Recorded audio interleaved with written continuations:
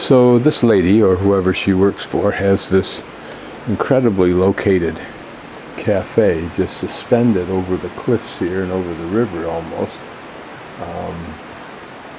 And she serves lunches, which I don't feel like a full lunch or anything because I got more hiking to do. Camera up so you can see what a spectacular view it is. And I thought this would be a lovely place to have something to stop and pause, so she's going to make me some miso soup. And she also gave me this map, and it shows here's the cafe here on this side of the river. I've hiked down from probably all along here because there's no access to the river there, at least as a trail that I could find. And I think it's validated here. So we go across the bridge that I was shooting from a moment ago, that one right there, which is her cafe's right next to us. So the storm washed out the trail. So what I think I'll do, she suggested I go up here like this, walk along the road, come back down here, continue here. And this goes down to either that Shiromaru or whatever it is town, or I can go all the way to Ootama if I want to walk down on the trail. And I think I'll go down through here and then backtrack and just see what I missed in there. There's a big old hawk flying there. You can see it. If I can get the camera on it. There we are, yeah.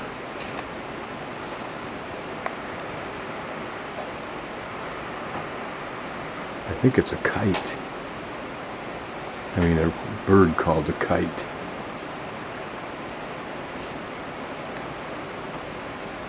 It's probably enjoying some kind of upwelling wave. And this little piece of whimsy seems so Japanese for some reason, although it's probably made in China and you can find it anywhere in the world. This little vegetable sculpture, it looks like it's made from mushroom on the right, some kind of tuber there. It looks like a carrot there, maybe some cashews or the feet. And the Japanese equivalent of Humpty Dumpty without a broken shell. Holding it looks like a heart. Here it says thank you. And Humpty does look like he has a crack now. It says thank you, Mama. The irony that you can be in a place where there's very little English spoken, and yet you find this little novelty. Here's another little character who knows what those tough vegetables are for sure. And again, this little frog has a sign that says welcome. These look like they're from maybe the Himalayas or Peru. They remind me of hats I believe I saw in Peru. Lake Titicaca, Puno perhaps. And here is some artist's rendition of this little chasm that we're in.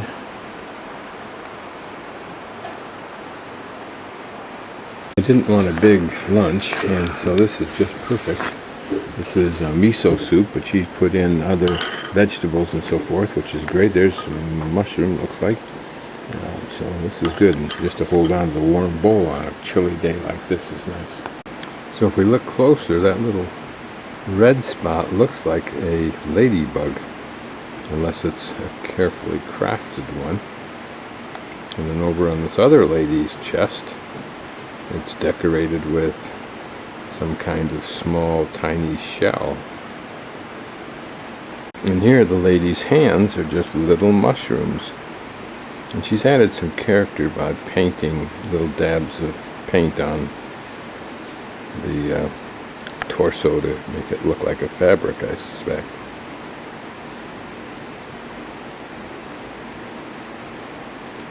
That's the cafe I had miso soup in. And a lovely chat with a lady who enthusiastically brought out her book of the Western parks, really. Beautiful photo book, an older one, but very pretty, and she loved looking at those photos. And a long shot down the canyon after having chatted with two gentlemen. One who took my picture. I think I was 3 years older than he was. He was impressed, but he moves more agilely than I do. Okay, now it becomes a really great trail. And you have this kind of topography to go through. Now what's interesting here is to realize that all the sand is probably deposited during a runoff, a big runoff. So that means the water level gets up another 20-25 feet from the water level now.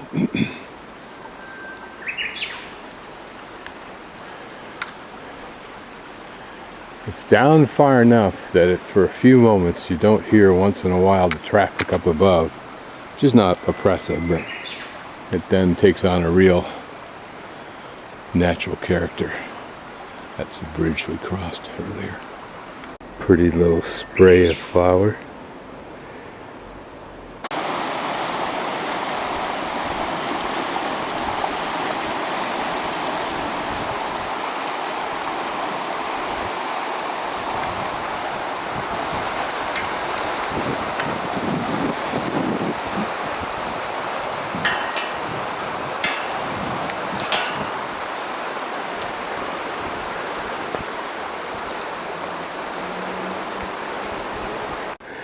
Nice steep climb up these steps. Brings us to this very nice picnic area and kiosk, if you will. I'm glad I decided to go down the hill as soon as I could, just to see if there was a trail. There was no indication saying there was one, at least in English. And the Ootama signs that they used, nothing was up there on that score, but otherwise I would have walked all along that road, which gives me a tight little walkway with the traffic within feet of me, which I do not like.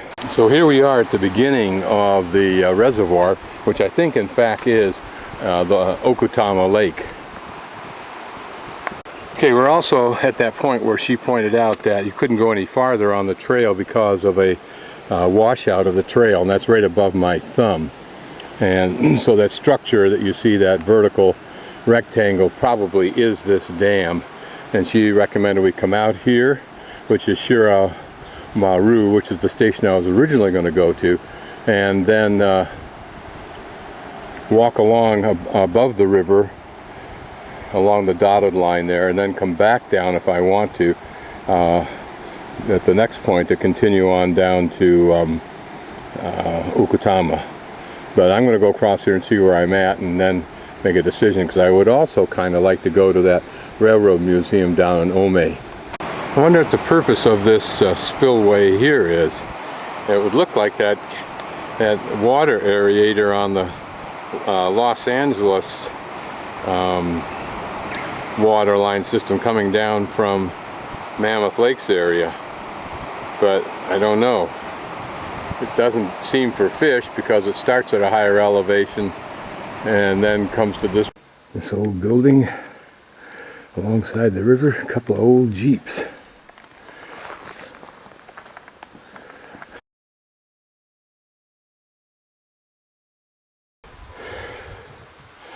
Okay, little goal completed. Which I should have taken. And this is Quarry Station.